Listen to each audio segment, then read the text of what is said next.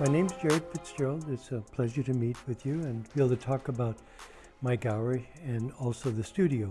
Predominantly, my project is as a studio in both New York and in China, in Jingdezhen in particular.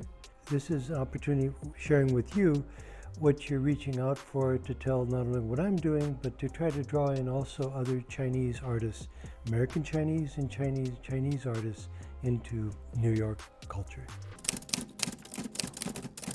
In 2007, the first time I ever went to China, I didn't really know much about Chinese culture.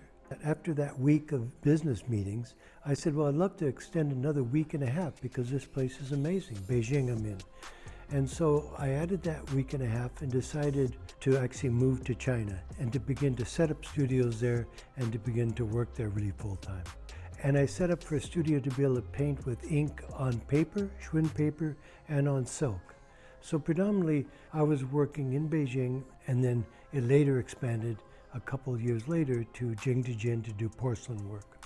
Because I was so inspired and interested and involved with China, I thought it'd be really exciting to be able to show Chinese artwork internationally. And so I set up a gallery, and I had that gallery for 7 years, and they showed in New York, showed internationally in London, in Amsterdam, in Paris, in Mexico.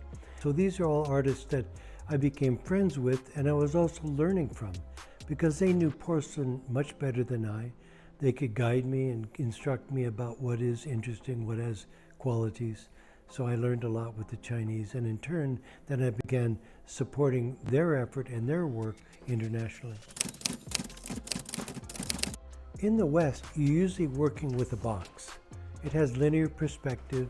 This is close, this is distant, this is a bright color, this is a soft color.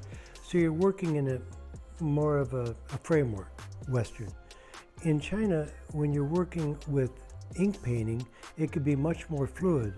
And I realized what could be interesting would be to do the ink painting sometimes on a circular drum. So I could move the drum and paint on it like you would a pot, and then you keep working off of that idea as you go through it.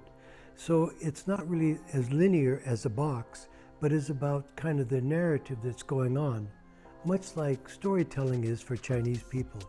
When you paint on silk, you can't, like an oil painting, scrape it off and change it, erase it or whatever. The mark is what you get.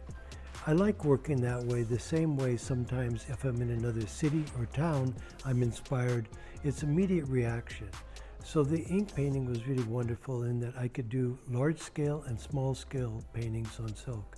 So it influenced me a lot and changed really the artwork I had been doing in the West, in New York and other places in Santa Fe, was influenced by China.